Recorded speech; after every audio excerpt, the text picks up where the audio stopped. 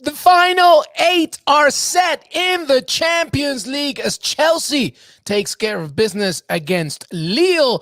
And wow, oh wow, Unai Emery, for the first time in his career, makes it to the quarterfinals in the Champions League as he gives Max Allegri a dose of his own medicine. And look who's here to join us. You know what? I was going to wait for a dramatic entrance for Jonathan Johnson, but he pops up like a beautiful Brit who lives in France, French who used to be a Brit. I don't know. Jonathan Johnson, how are you, buddy? Welcome here. How are you? Hey there, guys. Great to be on. Just about made it by the skin of my teeth. No need for the villain theme this time. Jonathan Johnson, welcome. Jimmy Conrad. Jimmy's a big star right now. I'll explain in a second why. But whoa. Jimmy Conrad, you've always been a big star, but you're a bigger star now. You're a bigger star. No, I was gonna say that I was hoping you were gonna say that JJ was like a salmon swimming upstream and jumping out of a sunlit lake, glowing. But maybe if Lille had won, then maybe he'd be. Oh, that's true. I should have. But I can do in your imagination, Jimmy. Jimmy, how are you, buddy? I'm doing great, and I'm excited to get into these games. Absolutely. And of course, Lahoud, Michael Lahoud, welcome back to the show, buddy. You're looking very dapper today. How are you? Thank you. I call me the professor because I don't know why, but I just felt like dressing up like a professor today. So the professor, I like it. The professor, and you look like you're in somebody's taking you hostage, Michael.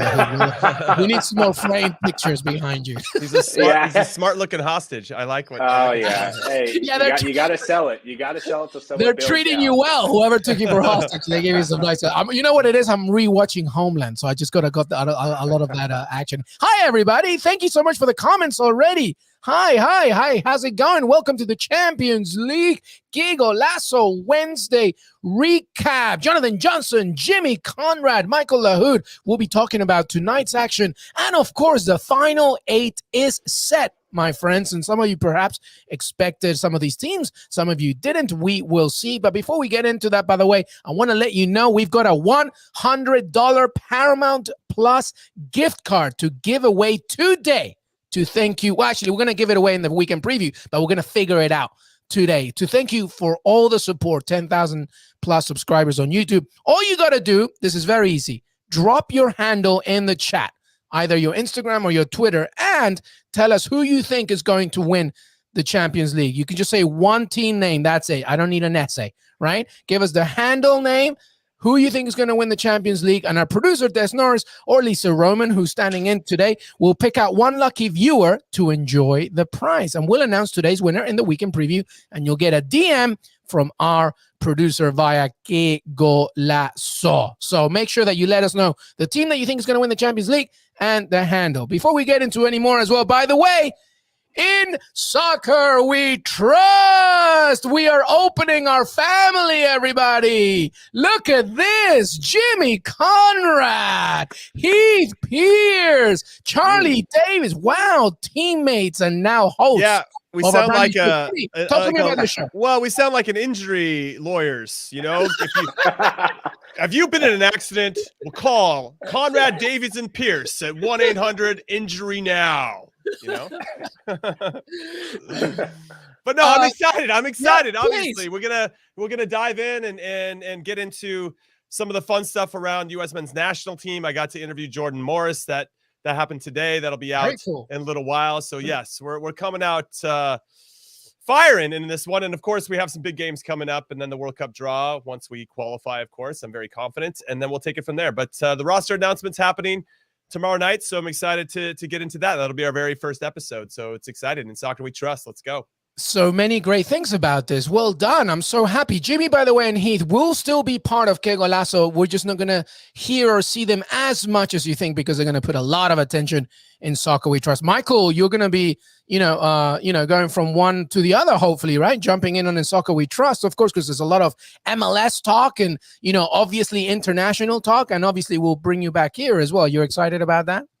Yeah, absolutely. It's nuts because Jimmy was a former teammate of mine. Heath was a former teammate of mine. Charlie and I felt like we were teammates because we'd bump into each other all around the world. So it's really awesome to see familiar faces doing well. Yeah, it's going to be great. And you too as well. And Jonathan Johnson, I think we can safely say that we never have to say the names Christian Pulisic ever again here on Qué Golazo. Are you happy about that?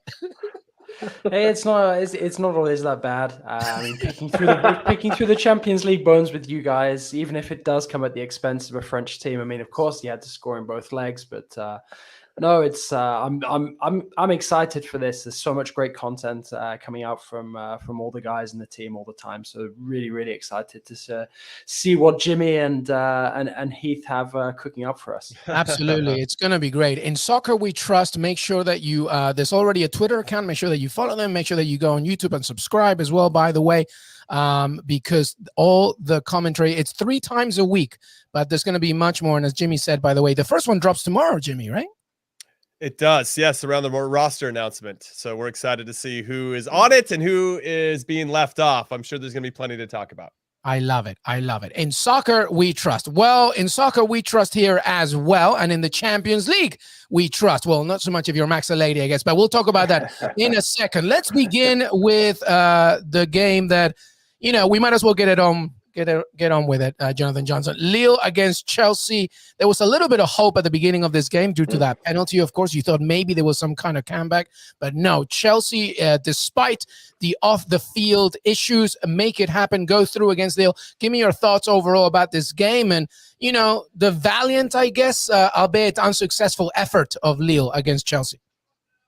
Yeah, I mean, this one kind of went the way that I thought it would. In fact, I think I predicted a 2-1 and I predicted Lille scoring first. So kind of good to at least get that part right. No, I mean, obviously disappointing from a French point of view that Lille crash out.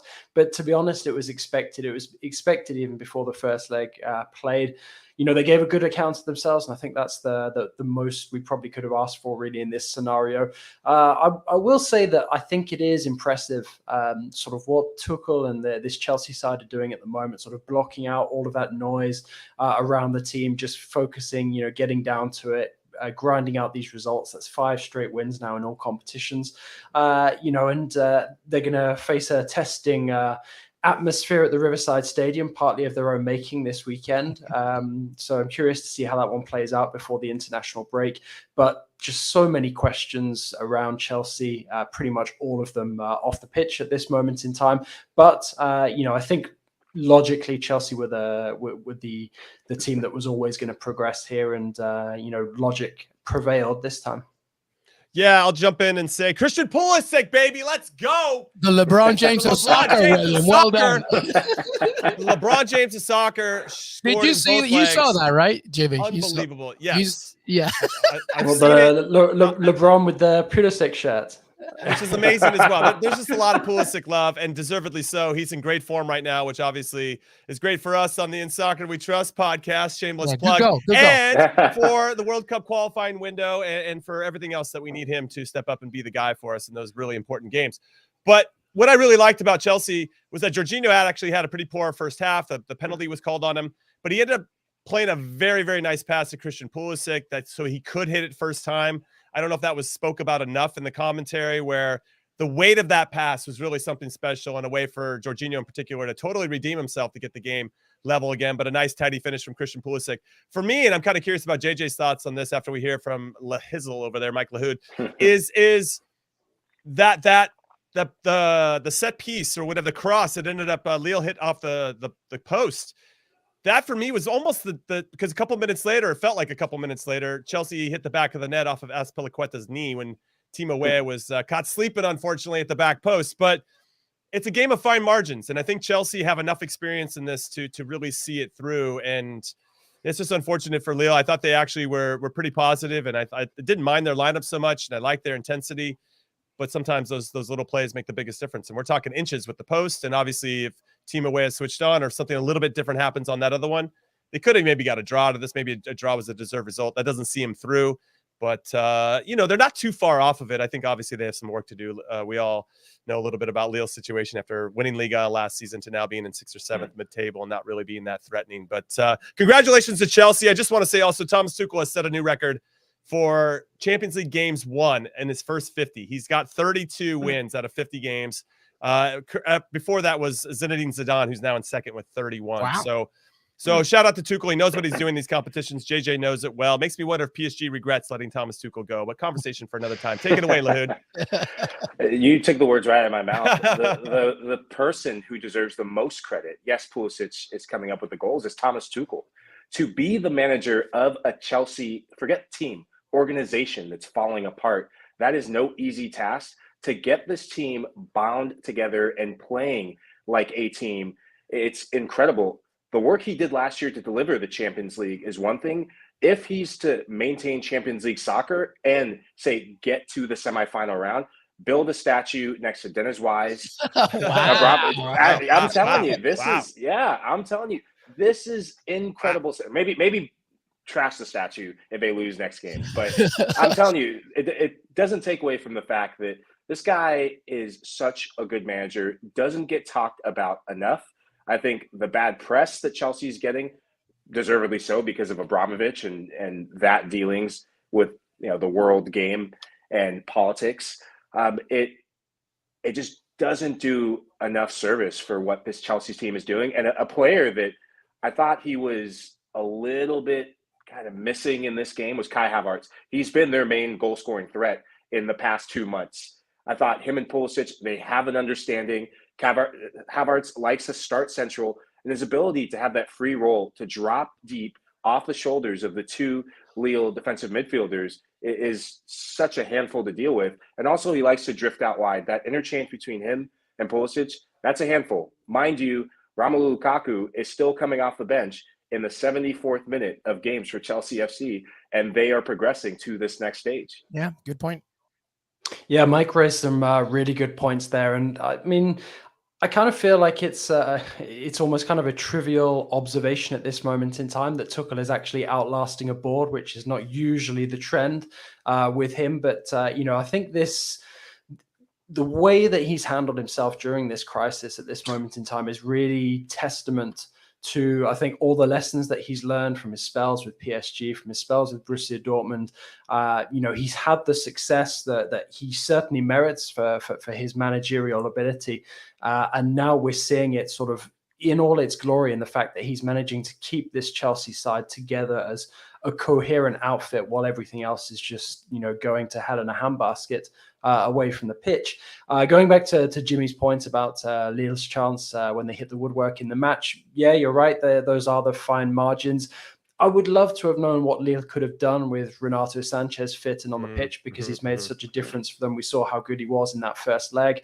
I'd have loved for Hatem Ben Arfa to have been sort of a wild card from the start of the game to see, how much he's got in the tank left, given his age these days, because he's one of those players who, if he feels like it on the night, can still be a world beater. So many players who have played alongside him say that, he's as good as Messi, if not better.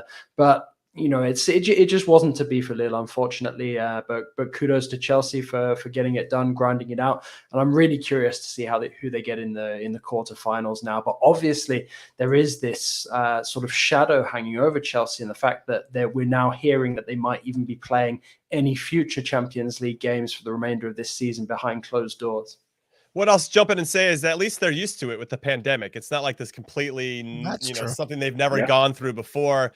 Yeah, I know they're probably gonna cry about it and all that good stuff. That's they're already crying about it with Middlesbrough, so we know we're gonna cry about it in the Champions League. Shout out to all you Chelsea fans out there. Just deal with it. You're into the quarterfinals of the Champions League. What I'll say very quickly though about the players is that being in a situation once, and maybe I talked about this before on the pod, where Kansas City, the owners of the Lamar Hunt family were gonna move us to San Antonio, Lamar Hunt and his family, and it didn't happen. But the distractions are outside. Your family, your friends, your agents, everybody wants to know, journalists, are you moving? Are you staying? Are you going to go? And you don't have answers. And that's what's the most frustrating thing.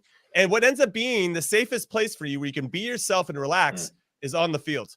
And I'm not surprised that Chelsea's on this good run of form for these reasons, because this is where they can control what they can control on the field. And I wouldn't be surprised if they made a nice run in both the Premier League and the Champions League. And I love what you said about that, Jimmy. Sorry, Jonathan. I love what you said about that, Jimmy, because your experienced players, your Cesar Azpilicueta, your Thiago Silvas, this is why they are in the team. They are the calming influences. Mind you, The Romelu Lukaku debacle, that's now a forgotten business. Yes, that's in the background, but you're no longer distracted by that. It's a bigger situation, but some of the inner workings of this team that were ailing the team when Lukaku and that whole thing was a big distraction are no longer there. Now you can focus on winning games and doing the best you can throughout the rest of the season. So sorry for almost interrupting you, Mike. So I actually had a question because it had been on my mind to ask Jimmy this for a while. I should really be checking up in my MLS his history books. But am I right in thinking that you were at Chivas USA around about the time that the team me and Mike Lahoud? Yes. Yeah, but both of you. Well, then this is actually a really interesting question for both of you. Like, what is it like, sort of, being part of a team where you don't actually know sort of that whether the team is going to continue to exist sort of in the next few weeks and months? Because at the end of the day, until Chelsea's takeover actually, gets done, gets signed off, it's something they're facing. We could see Chelsea go bankrupt if there is not a new owner found by the end of May. I'll say, and I'll go first here, Mike, that I remember leaning in and watching the body language of the people that we thought had the information, our sporting director, our general manager, our team president. So anytime he'd be walking around or he'd come into the locker room, I'd be watching his body language. Is he anxious? Is he tense? What's happening? Yes, he definitely looked anxious and tense. So I knew we weren't getting the answers that we wanted to hear, and that the club was probably not in a good way. And you could feel the ownership group pulling money out or not spending any more money, and them having to be creative. Mike and I would have to go do some crazy appearances, to kind of fulfill some obligations, some contractual obligations, but it was pretty thin and bare bones. And you knew then that that team wasn't going in the right direction. And I think now that the Phoenix has risen again, it's called LAFC now, Chivas USA 2.0. But they learned a lot of valuable lessons throughout that experiment, and it's unfortunate it didn't work out, but I think it's all worked out for the better. I was a young player, and Jimmy was our captain and one of our captains during his time there. And as a young player going through that, you lean on the experience of your elder statesman. Like, gosh, I'd be at your house, Jimmy, probably more times than I can count, trying to gain understanding of what's going on. And this is how vital senior leadership is within a team. Good point. Is the Jimmys, the Alejandro Morenos. They would pull me aside and we would do extra training, extra work, and keep your mind on playing. The Mason Mounts, the Chelsea Academy products that have come through the academy system and are in the first team, they are going to need the Azpilicuetas. They're going to need the Thiago Silvas to calm the waters, because there's still a lot to salvage from the season. Yeah, that's a really good point and a great question there, Jonathan Johnson. And by the way, just to comment a little bit on what Jonathan Johnson was saying, by the way, yes, Chelsea could play these games behind closed doors. There's other things, like, of course, one of their main, if not the main sponsor, have completely, removed their relationship from the club. But in terms of the sale, which clearly for every Chelsea fan at this point, that's the most important thing that needs to happen as soon as possible. But it does have a time limit, so to speak, obviously. And the updates on that one, by the way, the understanding is now that there's a consortium being built in order to create a bid. Whether they get, that 3 billion request, I really doubt it. I believe it's about 2.5 billion pounds, which is the bid, but we will see. And obviously this also depends on the UK government, etc. Sounds like Dr. Evil. $2.5 billion. I hope they have sharks with freaking lasers on their heads. That's exactly what it is. But anyway, let's take a break, everybody. When we come back, we will talk about the debacle that was Juventus, and the fact that now, 3 teams from La Liga in the final 8, 0 from Serie A, and we'll discuss as well about what we expect as well from these final 8 and Europa League as well, because that's still going on. So, Qué Golazo, Champions League, Wednesday recap. Michael Lahoud, Jimmy Conrad, Jonathan Johnson, LME. We'll be right back.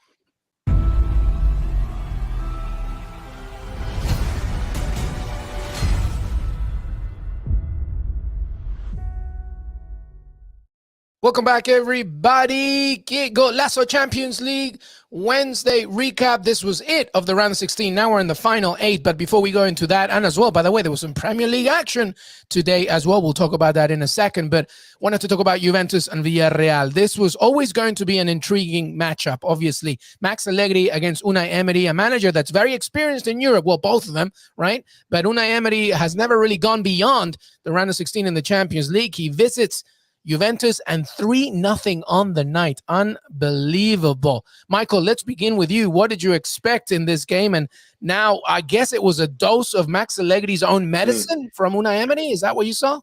I thought it was a dose of Unai Emery's own medicine on Max Allegri. Because this is the DNA of Villarreal. This is the DNA of Unai Emery, playing with these mid-table at times La Liga teams when he gets into European competition.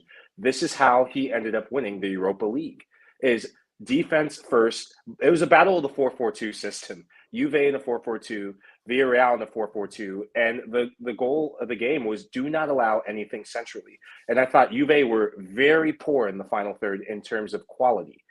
Vlahovic and Morata, they were off on the night. I think of the chance in the 15th minute where neither of them looked like they wanted to score the goal. Vlahovic with the back heel. Morata was there. Didn't want to take the shot. Cuadrado tried to do something fancy. And it's, come on, man. You play for one of the biggest clubs in Europe, one of the biggest clubs in Italy. And for the last 8-9 years, the biggest team in Italy. You get paid the big bucks to smash that in the back of the net. When you don't do that at this stage of Champions League soccer, you will get punished. It doesn't matter if the other team is defensive. They have the quality. And I was waiting for Moreno to come in the game. And when he came, he delivered. Yeah, it's crazy. I mean, I must be something of like a resident expert on like mental capitulations in the Champions League by this point, but it just really feels like Juve kind of like froze at that moment when they conceded, because they'd kind of been that pressure building up on them, knowing that they need to get the goal if they're going to advance. And then sort of thinking like, okay, we're going to see this out at 0-0 and go to extra time. And then suddenly Villarreal, they take the lead, and then Juve, it's like it's taken all of the wind out of them. They know that it's going to be this massive uphill task for them to even get a goal to force it to extra time. They know that they need to score twice if they want to even kill it before the end of the 90 minutes. So for me, it was just interesting to see that happening. It must have felt great for Unai Emery to not be on the receiving end of that sort of capitulation, and instead, just watching the Juve players, basically just giving up in that final 12 minutes. I mean, there was no need for Juve to get beaten 3-0. Sure, 1-0, maybe 2-0, but to concede 3 goals in the space of 12 minutes.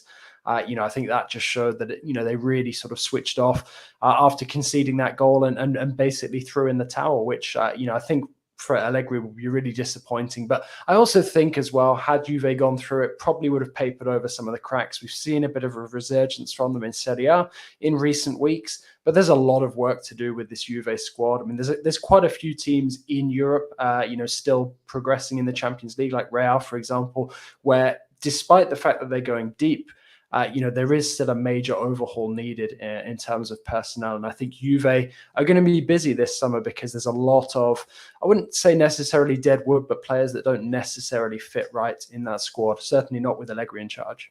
Yeah, it's tough. I think that the 3-0 result, and I love what Mike and JJ have said about this, it isn't reflective of the game. I mean, the first half, Juve had some really clear-cut chances. Rui in goal for Villarreal was excellent. And they didn't take those chances. And we talked about it. Vlahovic, that's why they bought him. You don't pay the amount of money for him not to step up and score those goals. But this isn't isolated to Vlahovic. This is the 4th consecutive time that they've been knocked out in the round of 16 against inferior. It's also only his second Champions League game. Right. So you got to take that into consideration too. This is a new thing for Vlahovic, and he started off well, scoring in the first 30 seconds. And he was busy today. I thought he was busy. He was direct. I liked the first half from Juve. I'll just throw it out there and say I actually liked the way that they played. I assumed they were going to sit back because they're sometimes cautious under Allegri, but they didn't. And I was like, all right, this is a Juve team I can maybe watch a little bit more because they're not making it hard for me to watch them. But in the second half, something happened. And you're right, JJ, when that penalty happens, they just dropped off. And I think it just proved that Rugani never living up to his potential. He was supposed to be the heir apparent to Bonucci and Chiellini. Both of those guys were out. They missed their presence. McKennie, I think, could have done really well in those half spaces and take those chances and take those risks that maybe some of the other midfielders for Juve don't do consistently. We saw it a little bit from Locatelli and Rabiot today, and even Archer tried to do something. Zachary, I think, was missed. And then if they had Chiesa, I mean, if you have Dybala comes off the bench, my one issue here, they have some quality, and you're right, there's going to have to be some changes this summer. But I don't understand why Allegri waited until the 69th minute to make his first sub. It was clear that whatever they were trying to do offensively, it wasn't working. So you got to bring somebody on. And if you got Dybala and you're waiting to give him, or the 79th minute he brought him in, like you give him 10 minutes, you give Dybala 10 minutes. Like, dude, give that guy at least 30 to go out there. Even if he's not 100%, he still has a little bit of that magic that some of your other midfielders don't.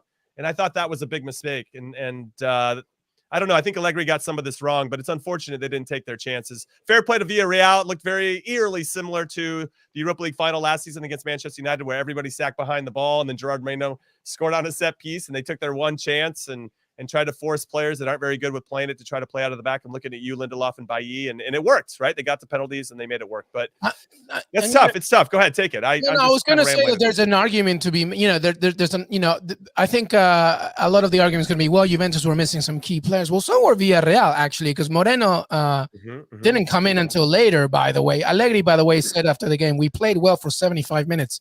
Unfortunately, in football, there are such situations. You have to accept it.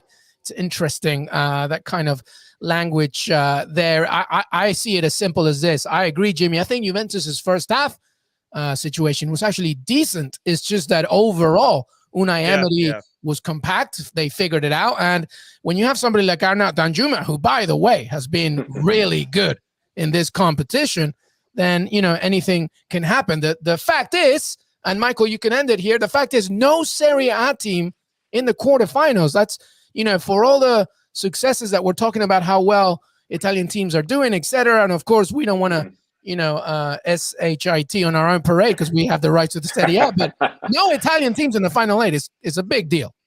Hey, what do the Italians do? That's what I found myself doing at the final whistle. This, I think it's twofold. This is because Serie A, for the first time in almost a decade, is competitive. These teams are going after each other week in and week out now, playing big games. Every game or every other game is a big game because they're playing for Champions League soccer, or the title is competitive. And that's going to take the wind out of your sails a bit. That's going to tire you out. Juve is playing to get back in the title race, kind of, but they're playing for their Champions League lives in the league to make sure they can have Champions League soccer. Just to add something to that, Michael, very quickly, just to remind everybody, since the turn of 2022, Juventus have been the best team in Serie A. They got 22 points. They've actually undefeated in the last 15. They've been doing really well. I mean, Villarreal, okay, a team from another division, but they're Villarreal, with all due respect. It's not Real Madrid. It's not even Barcelona. Like, how is it possible that you lose 3-0 against, a team that's, not doing that high up? Jimmy, you can jump in here. Listen, I get that. They haven't lost at home, and it was to Atalanta since November 27th. It was a 1-0 loss. That's the last time they've lost at home. Things were looking good. Yeah. But that's quite a significant amount of time. Plus, they had a pretty successful transfer window, all things considered, and had to deal with some significant injuries. And I'm looking at Chiesa in particular.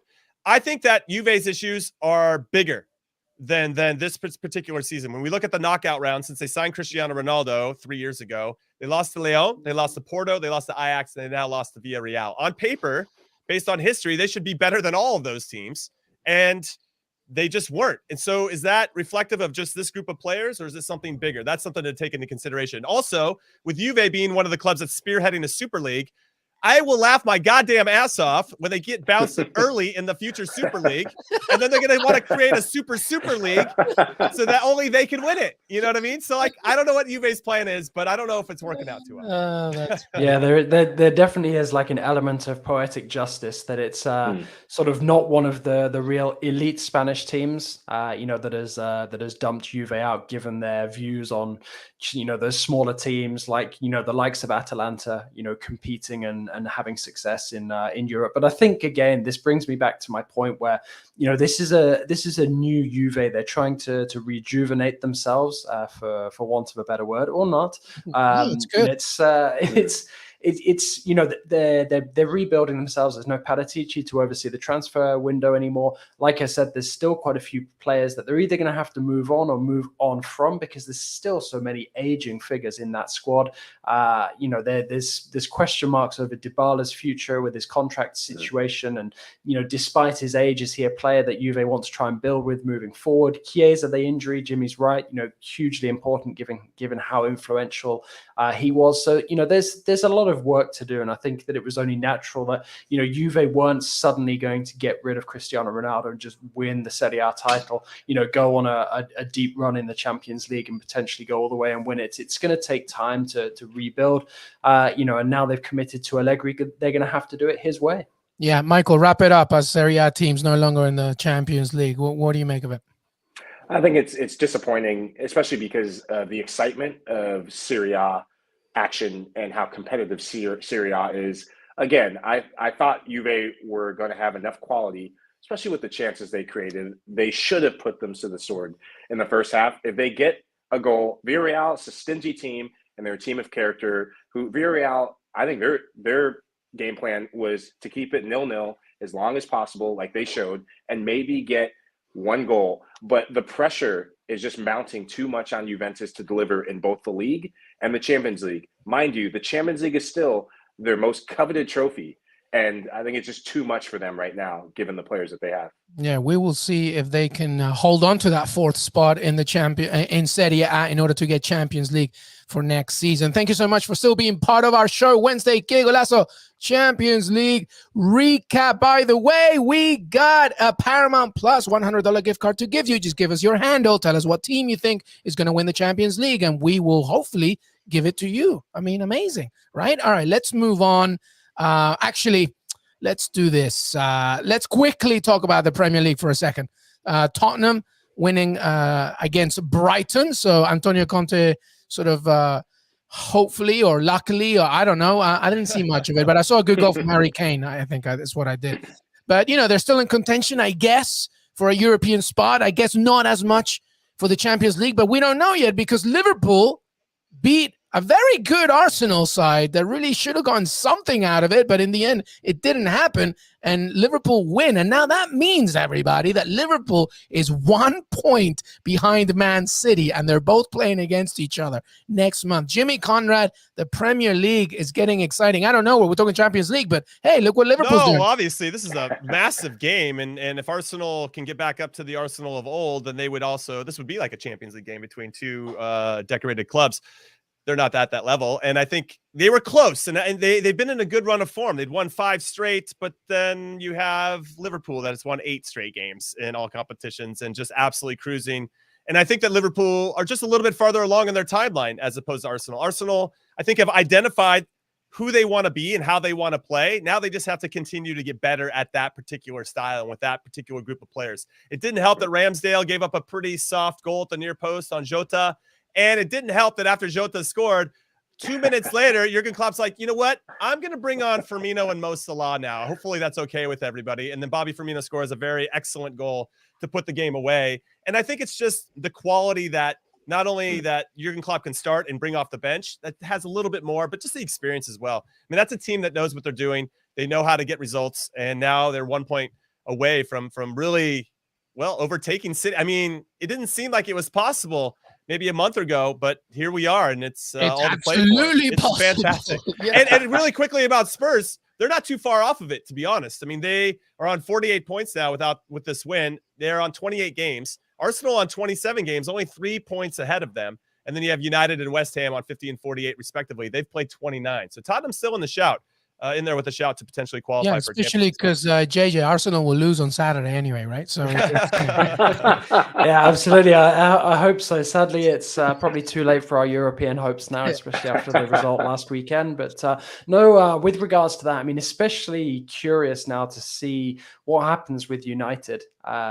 Because if they are deflated from this Champions League exit, extremely underwhelming fashion, all credit to Atleti. I wasn't on to dissect that result yesterday, but not surprised that Simeone managed to dig out a result and a performance like that. But United now, and sort of all the furore that has come with them dropping out, there's going to be real pressure on them in the league, and they cannot afford to drop any points. And Spurs, if Conte can get them to be performing consistently, are going to be snapping at their heels for the remainder of the season.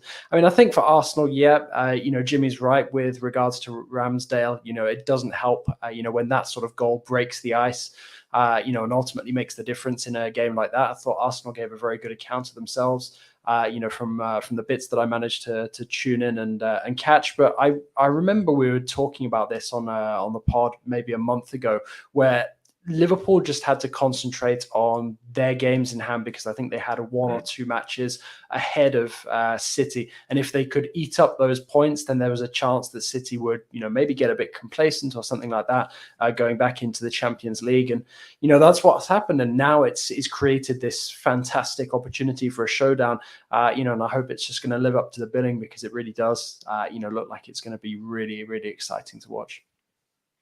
I wish we could rewind.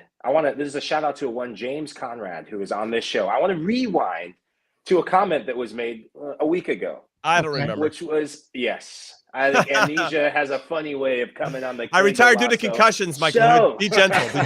So I remember one James Conrad saying that Liverpool didn't stand a chance in Le Premier League. I don't remember that. That's fuzzy. Yeah, you fuzzy did. for me. That's fuzzy. Yeah.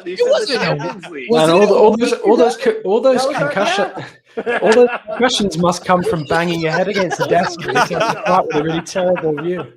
Oh my God! Well, this is why we gave him another podcast, Michael. No, but this is the game that tipped the scales in Liverpool's favor. I thought, yes, City have been doing what they're doing. But City's ultimate prize is the Champions League. It always has and it always will be. But it was the Leeds United game. That had a championship feel to it. That felt like the Liverpool that stormed to the title. That felt like the Liverpool team that almost won the title when City had that record-breaking season. And it just felt like something changed in the air. That now there's goals not just coming from Salah, who's leading the league, still trying to get back to that form before AFCON. There's goals coming from Jota, Bobby Firmino coming off the bench. They've just. Luis Diaz is just a great addition onto this squad. Yeah, love him. If you can start getting goals out of Luis Diaz, then you can compete on 2 fronts. Because Jota has proven to be a goal-scoring threat whenever he's in, whether coming off the bench or starting games. You now have a rotation. When did you ever think in years past you would be resting Mohamed Salah for a game against the Arsenal? At the Emirates. Yeah, it's true. Jimmy? And sorry, keep going, buddy. Keep going. No, just to close out that thought. Of the 3 between Arsenal, Tottenham, and United, those games in hand, they're bonus games. The fact that Arsenal is still knocking on the door, losing this match, you have to give the tide to Arsenal until they prove to be Arsenal. Yeah. No, that's fair. No, it's good points. I'm glad you reminded all of us about my stuff, Michael. I'll be texting you later about that. I know. So I'm just kidding. So what I'll say is you make a great point about Man City really just focusing on the Champions League, that they haven't climbed that mountain yet. They got close, obviously, last year. And very similar to when Liverpool lost in the final to Real Madrid, thanks to Loris Karius. What's up? Gareth Bale obviously scoring a fantastic goal that Ronaldo didn't want to celebrate with him, which is why did he do that? Well, we know why he did that. He's Ronaldo. So, and it's not about him. It was about Bale. Anyway, these are all different tangents we can go off of, but we're going to stay on focus because I didn't retire due to concussions. I did retire due to concussions. I'm all over the place. So I'm just trying to make you guys laugh and be like, what's Jimmy doing? But you're right. That's a really good point. And Liverpool is built. I mean, they have the experience to go the distance. And when City did set that record to win the league, Liverpool were right there. So that's probably a good shout. And now I feel like I want to change my mind. Thanks, Mike LaHood.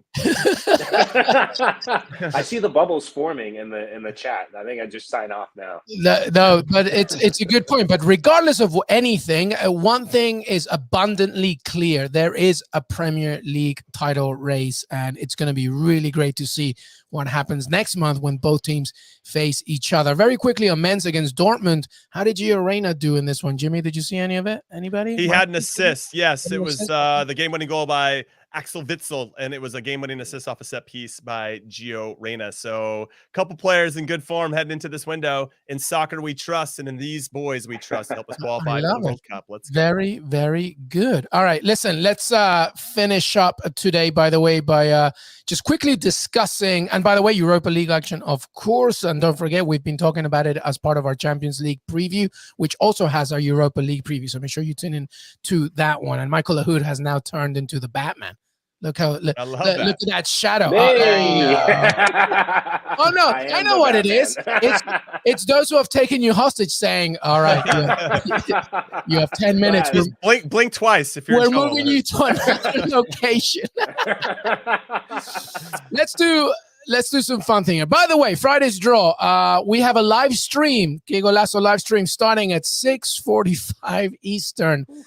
James Bench will be there, and it's fine for him because he's in Europe, but I will be there, obviously. But we'll have a cast. So hopefully Michael Lahoud will be part of it. We're going to have some guest stars as well coming in to discuss, as obviously we find out the Champions League draw for the quarterfinals. Let's have some permutations about this one. Jimmy, let's begin with you.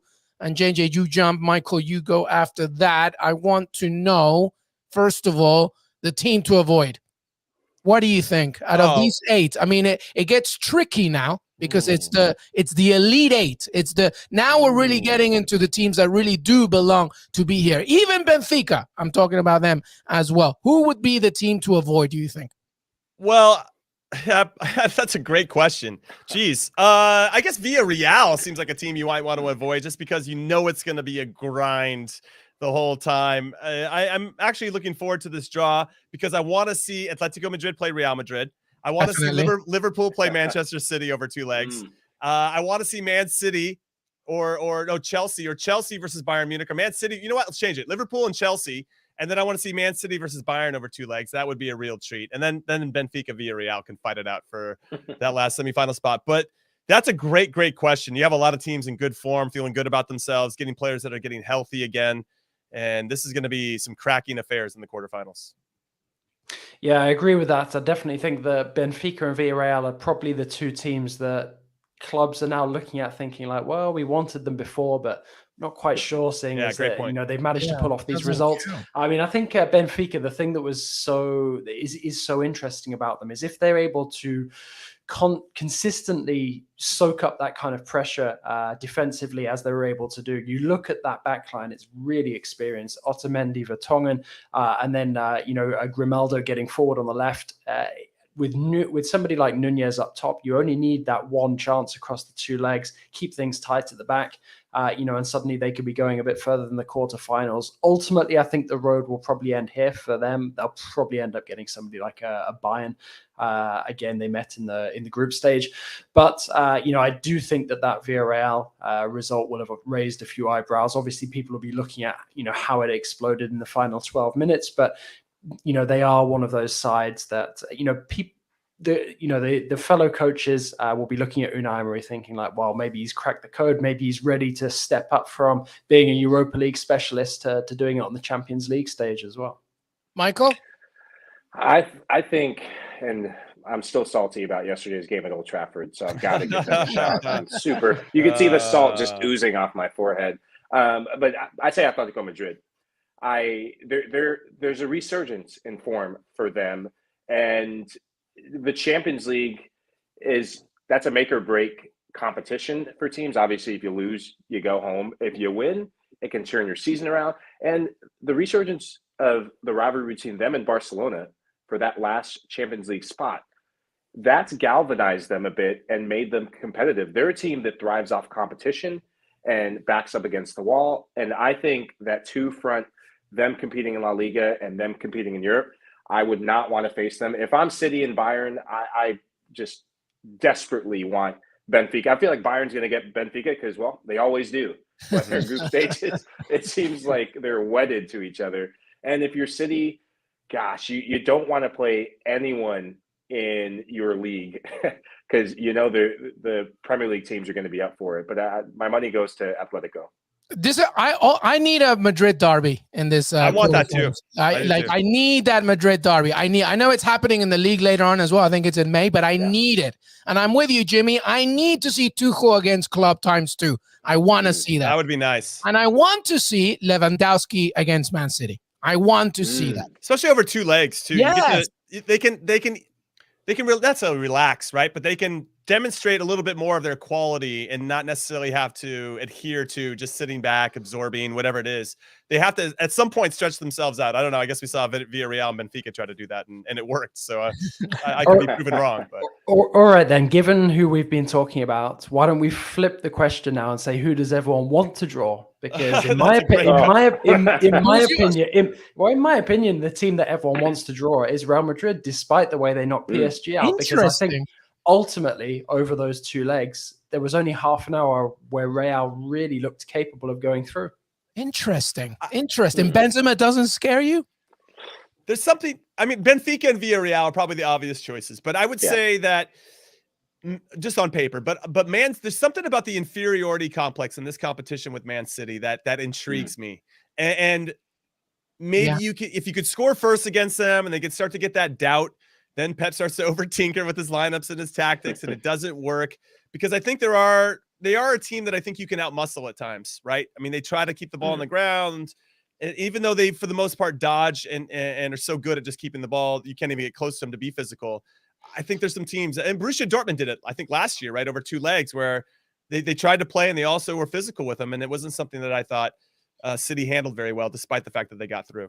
Yeah, this is a difficult one, and Michael, feel free to conclude it here in terms of that question from Jonathan Johnson, because the team that you want to face is almost I just think that it's about who has the least dangerous offensive line. Who is the one that's going to scare me the least up front? Real Madrid's a good point, but Benzema scares the hell out of me if I'm like somebody else.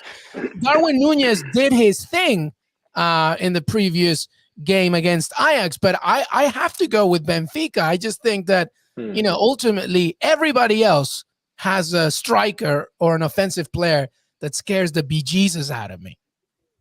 I agree with you. I think there's going to be everyone's running to the gas station trying to buy the Benfica sweepstakes. Yeah, maybe not Man City because they don't even have a striker, but they do have offensive trios. Yeah. Well, they're proving so far that you don't need a striker to be at the top. But ultimately, in the Champions League, you do need someone that resembles a striker, and Chelsea proved that a little bit the other way with Kai Havertz reinventing himself as a striker. Now, you still have to have a focal point who can provide goals and assists. And City, they have goals by committee. They share the goals. But I think Benfica, the greatest trick they played on Champions League soccer was against Ajax. In the first leg, Ajax had them, and they just did not put them away. And those 2 goals, and that last goal is what breathed life back into the tie. And it was a dominant Ajax display, but similar with Juve, if you don't put your opponent away at this point in Champions League competition, every team is good enough to knock you out. Yeah. All right. Well, let's do this, everybody. Thank you so much for being part of our show. Let's do final thoughts about anything. Could be the Champions League. In soccer, we trust maybe some Premier League ideas. I'll stick with the Champions League thing. I guess, this is now the situation. Friday's draw comes. It's going to be really interesting to see the fixtures because now it's the nitty gritty. All I want is a Madrid derby. That's my final. That's all I want. I really need to see that. Jonathan Johnson, final thoughts. I'm just delighted that we've still got some Europa League action this midweek before going into the weekend. Plenty of good games. I think we chatted about them earlier in the week in one of the previews. But obviously, I'm going to have my Betis shirt on, hoping that they do the business against Frankfurt. Got my fingers crossed for Monaco against Braga, but I ultimately think that they'll be crashing out. But Lyon against Porto, that one could be really important for the Ligue 1 clubs. Obviously, Lyon in the lead on aggregate, but some great games like all across the board, West Ham, Sevilla, and Leverkusen, Atalanta as well. So much to look forward to tomorrow. Yeah, I'm excited for that. Kind of curious to see which version of Barcelona shows up in Istanbul against Galatasaray, knowing that they have El Clasico on the weekend. So I'm curious to see what Xavi does with his lineup in that one as he looks forward. And then I just want to say that there were 16 games in the round of 16. I tweeted this out. only 4 games did the home team win out of 16 in the round of 16 of the Champions League. That is pretty wild, and it makes me feel like the away goals didn't even really matter, whether they had them or not. Good point. Yeah, Michael? I loved that you ended with away goals. I'm still baffled that there aren't away goals. I love the away goals. I miss the away goals. And I wish, as a bitter United fan, they had away goals to look forward to at Old Trafford. Stop on my rant. I know. I'm going to Qué Golazo therapy next week. But I'm looking forward to how that affects these latter stages. Typically, we've seen the quarterfinals and semifinals decided by away goals in Champions League competition in the history of the competition. So, we'll see how it unfolds. Yeah, it's true. I feel like it's a rule that doesn't make sense, but it does make sense for the entertainment purposes, of course, in that situation. But anyway, that is our Qué Golazo Champions League recap. Now all moving ahead to Friday's draw as we'll find out the quarterfinal matchups. Don't forget, we are going to be there live. So make sure to join us. Stay with us on youtube.com/Qué Golazo. And by the way, I hope that you dropped in your handle and as well as the team that you wanted to win the Champions League. We have this like Paramount Plus gift cards to give away. Some of you are just too lazy. Get on it. Come on now. But thank you so much, everybody. Jimmy Conrad, good luck in Soccer We Trust. Debuts tomorrow. Jimmy, thank you, brother. Thank you. Thank you, everybody, for listening and watching. We appreciate you. Absolutely. Jonathan Johnson, get some sleep. I know it's late for you. Yeah, thanks a lot, guys. Always a pleasure being up late with you. Absolutely. Up to Villa. Michael, thank you so much, buddy. You're very welcome. And I'll be tweeting my location so you guys can come get me after the show. Yeah, please, somebody help Michael and save him. I don't know where he's at. Man. I know, Jimmy, I'm relying on you. I'm sorry. Gary Matheson is I'm going to leave you there after that comment of bringing up old stuff. Actually, you're at Jimmy's house, I think. I think that's what I can't confirm or deny any rumors. Thanks for having me, everybody. Thank you, everybody. Have a great evening. Qué Golazo Pod on Twitter, Qué Golazo wherever you listen to your pods, youtube.com/Qué Golazo. Have a great evening. We'll see you next time. Till then.